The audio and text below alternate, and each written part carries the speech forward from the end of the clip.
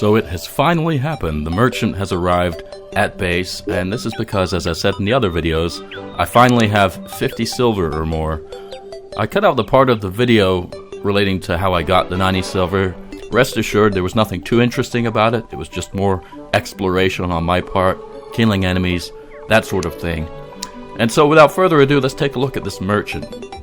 The name, of course, is random every time. It may be different in your game, but it looks the same regardless of his name. So this guy, as I said in the other videos, is very helpful to have.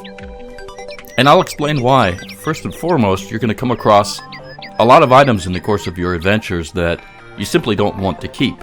And rather than just simply continually stashing them away in chests, you're going to want to sell them. And so I've accumulated quite a bit here in my inventory that I really don't need. And so my goal here is simply to sell these items. And just looking at the item description while in the merchant menu, you can see what each item is worth. And sometimes the item actually isn't worth anything at all, but you still just want to get rid of it so you can sell it to the merchant or dispose of it as you want. In this case, I start with 90 silver, and just going through, I'm going to sell all of these items. Like so. And some of these are my old equipment that I'll never use again. And in the blink of an eye, I've accumulated 44 silver just like that, which is very helpful, especially at this early stage in the game. As I said, not everything you have will have any kind of value attached to it. This wooden helmet, for instance, I'll never need again. And if I wanted another one, it would be very easy to craft, obviously. So I'm going to get rid of it just by selling it. There's no harm in doing that. So that's what I'm going to do. Likewise, these vines, I never really typically use them. And I like keeping a slot here for something else. And so I'm going to dispose of those.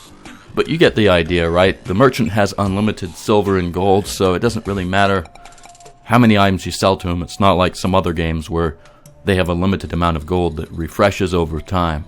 So that's convenient. But the merchant also sells a number of things that are very, very useful to have.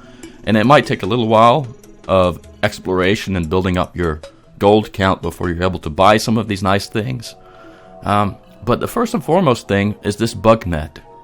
And it's very affordable. By the time the merchant arrives, you should have twice the silver, if not more, than you need to buy the bug net. So let's go ahead and buy it and equip it in that slot I just freed up. And while we have the inventory open, let's go ahead and buy the Piggy Bank and place it somewhere convenient. Let's say up here on this platform. The Piggy Bank is exactly how it sounds. It's essentially a bank for your character, and so if you were so inclined, you could put your money in the Piggy Bank. Now early on this isn't probably much of a concern, but as you get further into the game and you fight bosses and other tough enemies that may kill your character, you don't want to risk losing your gold that is dropped upon death. And so to avoid the hassle of having to retrieve your corpse and to recover however many silver, gold, or platinum may have been dropped, it's easier just to use the Piggy Bank as a bank, and it's like a safety deposit box. And so let's say I had 10 gold in the Piggy Bank. If my character died, that gold would be safe in the Piggy Bank for me to use in the future. And so that's the use of it. I would urge everyone to get one of these earlier on, if possible.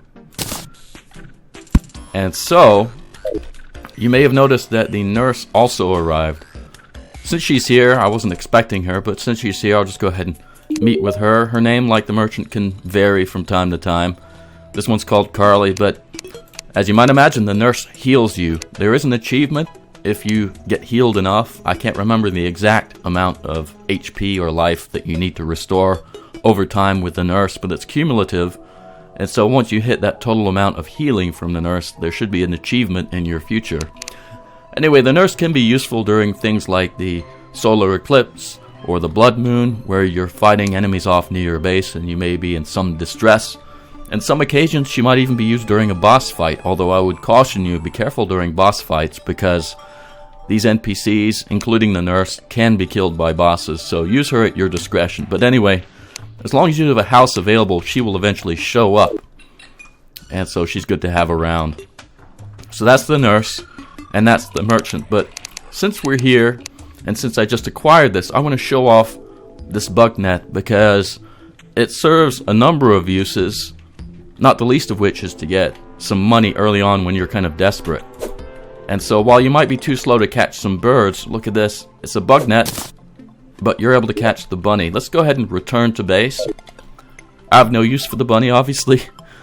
No surprise there, but let's go see if you can sell the bunny.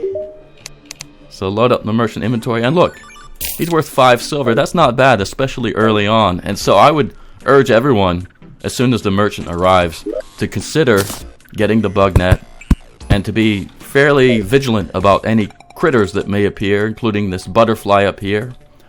If you're patient, they might flutter down. And there are actually a surprising variety of butterflies, each of which has their own value. Let's see how much this monarch was worth. Okay, again, 5 silver. Once again, not bad. And so you can imagine, given how many of these things are in the world, how this can accumulate over time. And if you start early on, you can actually acquire a decent amount of silver and eventually gold just by putting in a slight bit of extra effort as you explore the world and acquire these critters for sale to the merchant. And believe me, you're going to want the gold before long to buy a lot of other things. So I would strongly urge you to get the bug net. But that's really not the ultimate purpose of the bug net. No, the bug net is really used to acquire bait for fishing. You might think, well, why would I be bothering to fish? This is Terraria. It's about exploration and combat. Well, don't discount the importance of fishing. There are a lot of fishing mechanics in Terraria, and that can lead you to get not just gold and silver and eventually platinum, but you can get a lot of nice items, including ores from fishing. So it's something you're going to want to start early on, especially if you're interested in getting probably the toughest achievement in the game, and that is to complete 250 fishing quests within a single game world. And so the earlier you obviously get started on that, the better your odds are of completing that achievement. More on fishing in a future video, but suffice it to say, you're going to want to get started before long. Since I'm on the topic, I'll go ahead and say that really to get fishing going, and certainly fishing quests, you need to unlock the angler NPC. And he won't come to your base automatically. On the fringes of either side of your world are ocean biomes. And on one of these 2 biomes, if you're lucky, you'll find him sleeping on top of the water. And what you need to do is you just need to talk to him to wake him up. And as long as you have housing available, he will eventually wander back to your base and provide a daily fishing quest where he asks you to take your fishing rod out and catch a particular fish in a particular biome. So again, I'll have more on that in a future video, but suffice it to say, fishing is something that you're going to want to start early on. And at the very least, even if you're not interested in starting fishing, I would urge you, at the very least, as I said, to go ahead and get that bug net, because as I've already shown you, there are a lot of items you can acquire just for the sake of boosting your gold count.